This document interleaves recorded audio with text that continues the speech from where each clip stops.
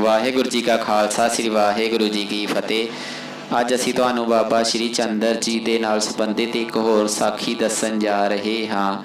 इस साखी विच असीं तुहानूं दस्सांगे कि किस तरह बाबा श्री चंद्र जी ने टाहली दी परात नूं हरी कर दिता अते उस परात दी टाहली बन गई। यह साखी पिंड जगतपुरा दी है।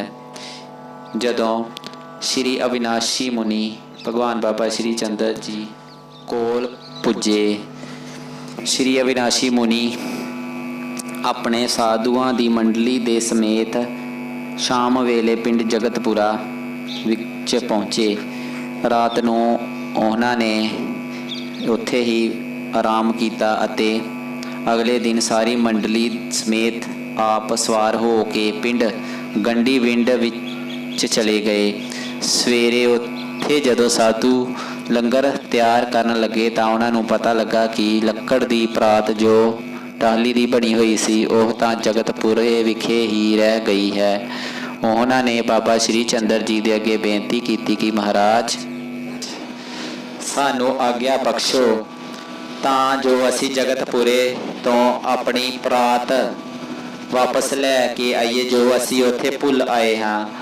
संतां दे यह बचन सुन के बाबा श्री चंद्र जी मुस्कुराए अते बोले कि हे भगतो ओह परात तां हुण हरी हो चुकी है। उस विचों तां हुण करुंबलां भाव जड़ां टाहणियां निकल आईयां हन। कुछ समय बाद ओह टाहली बन जावेगी। जदों बाबा श्री चंद्र जी द्वारा बोले गए शब्द सारे साधुआं ने सुने तां उन्हां दे मन गद हो गए अते उन्हां ने बाबा श्री चंद्र जी दे पैरां विच नमस्कार कीती अते ओह बाबा श्री चंद्र जी दे अनोखे रंग विच रंगे गए। सबना दे मूहों धन धन बाबा श्री चंद्र जी दी धुनी निकल रही सी। फिर महाराज पासों ओह आग्या लैके जगतपुरे पहुँच गए, जिथे जाके उन्होंने लोकां दे पासों सारा कौतक सुनिया, जिस नाल उन्हां दा दिल सरदा नाल भर गया अते बार बार बाबा श्री चंद्र जी नूं वंदना करन लग पे। इसे तरह हौली हौली यह टाली दी पूजा होण लग पई। समा बीतदा गया, यह टाली वड्डी हो के रुख बन गई। शक्तियां दे मालक दे वर नाल यह टाली नूं मिश्री लगनी भी शुरू हो गई। बाबा श्री चंद्र जी दे वर नाल लोकां दीयां बीमारियां ठीक होणियां शुरू हो गईयां।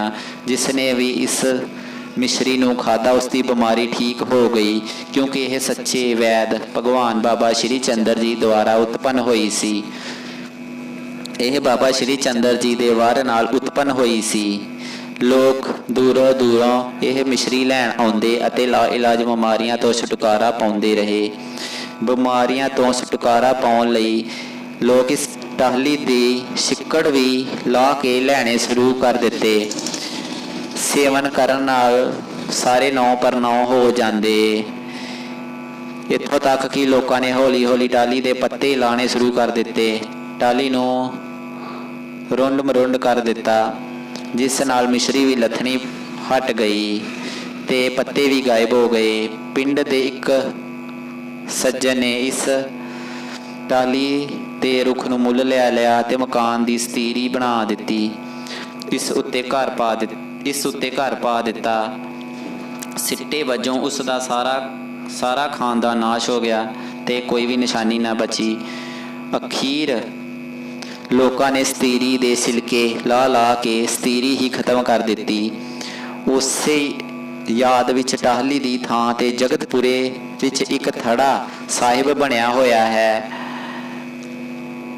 उस दे सामने एक चबूतरा बनया होया है, जिथे बाबा श्री चंद्र जी बैठ के भगती करते सन। लोग बड़ी दूरों इस दे दर्शन करन आउंदे हन। लोकां ने बहुत कोशिश की कि इत्थे हो टाहली लग जावे, पर जदों भी टाहली लगाउंदे तां उस विचों करुंबलां भाव जड़ां ना निकलदियां। अखीर ते उन्हां ने इसे थड़े नूं यादगार बना दिता। वाहिगुरू जी का खालसा श्री वाहिगुरू जी की फतेह। धन धन बाबा श्री चंद्र महाराज जी दी जय। मेहर करो मेरा दे साईं, मेहर करियो बाबा श्री चंद्र साथा सहाई। ਧੰਨ ਧੰਨ ਬਾਬਾ ਸ਼੍ਰੀ ਚੰਦਰ ਮਹਾਰਾਜ ਜੀ ਦੀ ਜੈ।